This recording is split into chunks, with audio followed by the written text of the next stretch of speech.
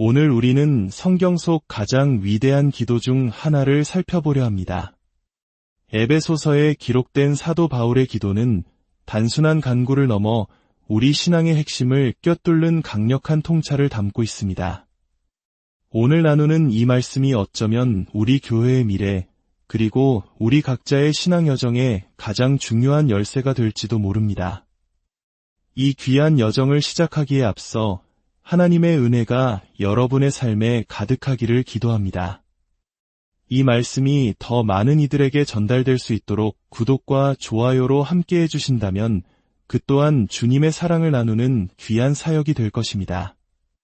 여러분의 가정에 늘 평안이 깃들기를 축복합니다. 이제 에베소서 1장 15절의 말씀으로 들어가 보겠습니다. 사도 바울은 이렇게 기도합니다. 이로 말미암아 주 예수 안에서 너희 믿음과 모든 성도를 향한 사랑을 나도 듣고 내가 기도할 때에 기억하며 너희로 말미암아 감사하기를 그치지 아니하고 우리 주 예수 그리스도의 하나님 영광의 아버지께서 지혜와 계시의 영을 너희에게 주사 하나님을 알게 하시고 너희 마음의 눈을 밝히사 그의 부르심의 소망이 무엇이며 성도 안에서 그 기업의 영광의 풍성함이 무엇이며 그의 힘의 위력으로 역사하심을 따라 믿는 우리에게 베푸신 능력의 지극히 크심이 어떠한 것을 너희로 알게 하시기를 구하노라. 그의 능력이 그리스도 안에서 역사하사 죽은 자들 가운데서 다시 살리시고 하늘에서 자기의 오른편에 앉히사 모든 통치와 권세와 능력과 주권과 이 세상뿐 아니라 오는 세상에 일컫는 모든 이름 위에 뛰어나게 하시고 또 만물을 그의 발 아래에 복종하게 하시고 그를 만물 위에 교회의 머리로 삼으셨느니라. 교회는 그의 몸이니 만물 안에서 만물을 충만하게 하시는 이의 충만함이니라. 여러분, 몇 주 전 우리는 성령님에 대해 나누었습니다.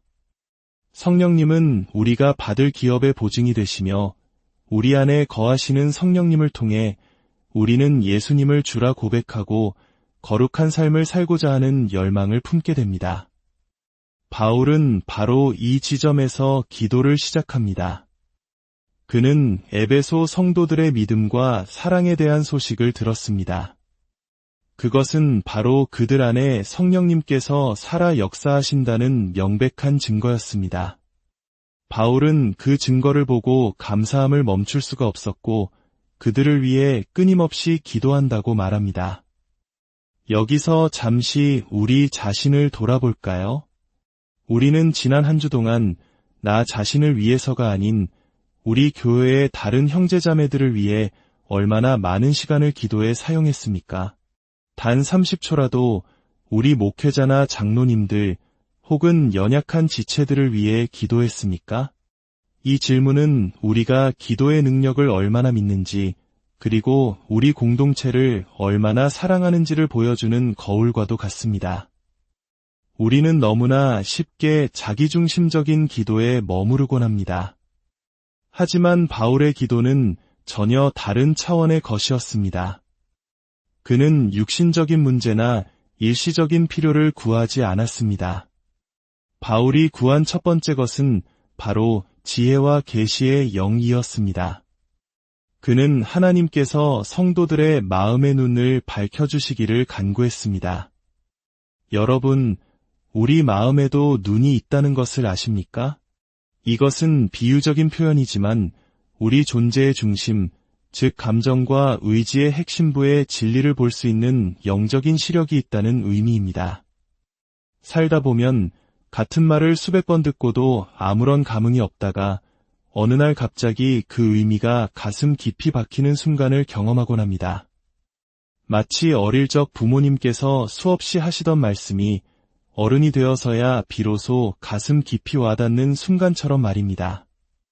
주기도문을 의미도 모른 채 외우다가 어느 날 그 한 구절 한 구절의 무게에 압도당하는 경험, 바로 그것이 계시의 순간입니다. 머리로 아는 지식과 가슴으로 깨닫는 암은 완전히 다릅니다. 제가 아무리 논리적으로 설명하고 자료를 보여드려도 그것은 지적인 동의에 그칠 수 있습니다. 하지만 하나님께서 지혜와 계시의 영을 부어주실 때 우리 마음의 눈이 열리고 우리는 비로소 진리를 보게 됩니다. 아, 이제야 알겠다 하고 온 존재로 외치게 되는 것입니다. 과거에 제가 사랑했던 한 사람이 이런 말을 했습니다. 당신들이 믿는 교리는 알겠습니다. 예수님이 십자가에서 죽으셨다는 것도 믿습니다. 하지만 당신들처럼 예수님을 사랑하거나 그분을 위해 모든 것을 바치고 싶은 마음은 들지 않아요. 도무지 이해가 안 됩니다.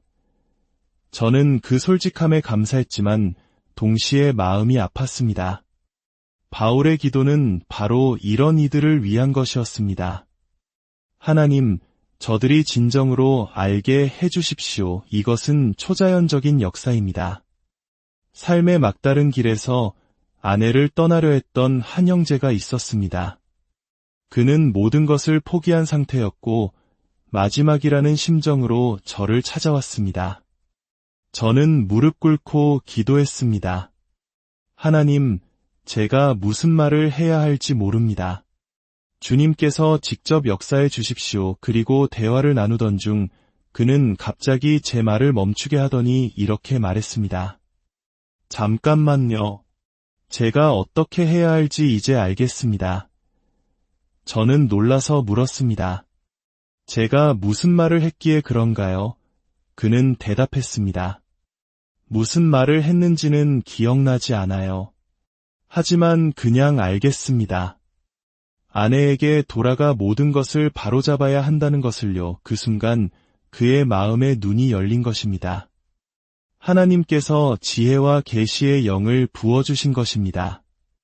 20년이 지난 지금 그는 아름다운 가정을 이루고 신실한 믿음의 사람으로 살아가고 있습니다. 바울은 우리가 이 지혜와 계시의 영을 통해 세 가지를 알기 원했습니다. 첫째, 그의 부르심의 소망이 무엇이며입니다. 하나님께서 우리를 부르신 그 소망을 진정으로 알기를 원한다는 것입니다. 이것은 단순히 죽어서 지옥에 가지 않는다는 차원을 넘어섭니다. 이 세상의 모든 고통과 슬픔, 눈물과 죽음이 끝나고 가장 거룩하고 전능하신 창조주 하나님의 품에 안겨 그분의 자녀로서 영원한 사랑과 평안을 누리게 될 것이라는 장엄한 약속입니다. 이 소망이 우리 존재의 핵심에 깊이 뿌리내릴 때 우리는 세상의 어떤 어려움에도 흔들리지 않고 항상 주 안에서 기뻐할 수 있습니다. 매일의 삶을 영원의 관점에서 바라보게 되는 것입니다. 둘째, 성도 안에서 그 기업의 영광의 풍성함이 무엇이며입니다. 이 구절은 정말 놀랍습니다. 여기서 말하는 기업 즉 유산은 우리가 하나님께로부터 받을 유산이 아닙니다.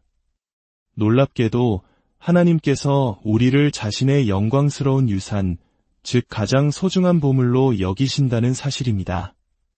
한번 상상해 보십시오. 온 우주를 창조하신 전능하신 하나님께서 내가 나의 가장 영광스러운 유산이다. 나는 너를 상속받기를 간절히 기다린다 라고 말씀하시는 장면을 말입니다. 평생 거절당하고 부족하다는 비난을 듣고 심지어 부모에게도 사랑받지 못했던 상처 입은 영혼이라 할지라도 이 진리를 마음의 눈으로 보는 순간 모든 것이 변합니다. 하나님께서 나를 사랑하시는구나. 내가 그분의 영광스러운 유산이구나. 이 깨달음이 주는 안정감과 자존감은 세상의 그 어떤 인정과도 비교할 수 없습니다. 셋째, 믿는 우리에게 베푸신 능력의 지극히 크심이 어떠한 것을 알기 원했습니다. 바울은 우리 안에 얼마나 측정할 수 없이 위대한 능력이 작용하고 있는지 깨닫기를 기도했습니다. 우리는 종종 내 안에 성령님이 계셔라고 무심코 말하지만 그 의미를 진정으로 알고 있을까요? 빛이 있으라 말씀 한마디로 온 세상을 창조하신 그 하나님의 능력이 바로 지금 내 안에 거하고 있다는 사실을 말입니다. 바울은 이 능력이 어떤 것인지 구체적으로 설명합니다. 그것은 바로 그리스도 안에서 역사하사 죽은 자들 가운데서 다시 살리신 능력입니다. 십자가에서 처참하게 죽어 차가운 무덤에 누워있던 예수님의 시신을 상상해 보십시오. 하나님께서는 그 죽은 몸에 생명을 불어넣어 다시 일으키셨을 뿐만 아니라 하늘 가장 높은 곳, 이 세상과 오는 세상의 모든 통치와 권세와 능력과 주권 위에 뛰어나게 하셨습니다. 죽음에서 가장 높은 영광의 자리로 옮기신 그 상상할 수 없는 능력, 바로 그 능력이 지금 믿는 우리를 향하여 베풀어지고 있다는 것입니다. 이 사실을 마음의 눈으로 본다면 우리는 더 이상 나는 이 죄를 이길 수 없어, 나는 이 상처를 극복할 수 없어 라고 말하며 주저앉아 있지 않을 것입니다. 우리는 우리 안에 있는 무한한 능력으로 죄와 싸워 이기고 상처를 치유하며 다른 사람을 사랑하고 공동체를 섬길 수 있음을 깨닫게 될 것입니다. 마지막으로 바울은 말합니다. 하나님께서 만물을 그리스도의 발 아래에 복종하게 하시고 그를 만물 위에 교회의 머리로 삼으셨다고. 그리고 교회는 그의 몸이니 만물 안에서 만물을 충만하게 하시는 이의 충만함이라고 선포합니다. 이것은 엄청난 선언입니다.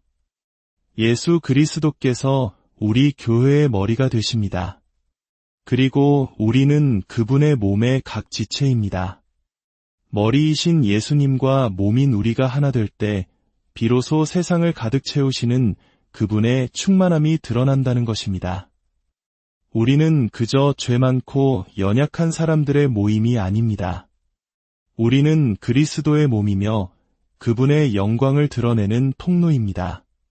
사랑하는 여러분, 이 말씀이 우리 교회의 미래를 결정하는 열쇠라고 믿습니다.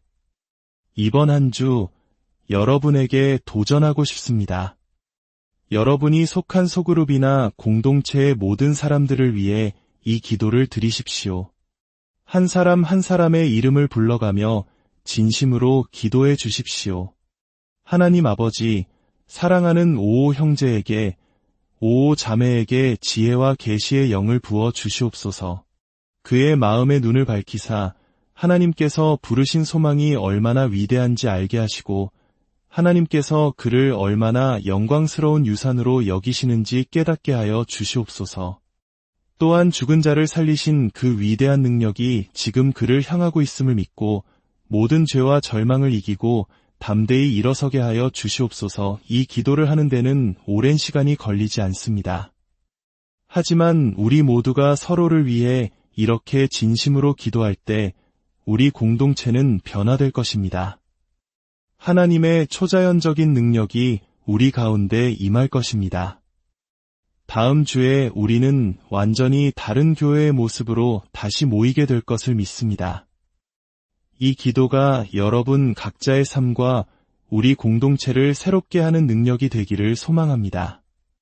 주님의 은혜와 평강이 여러분과 늘 함께 하시기를 간절히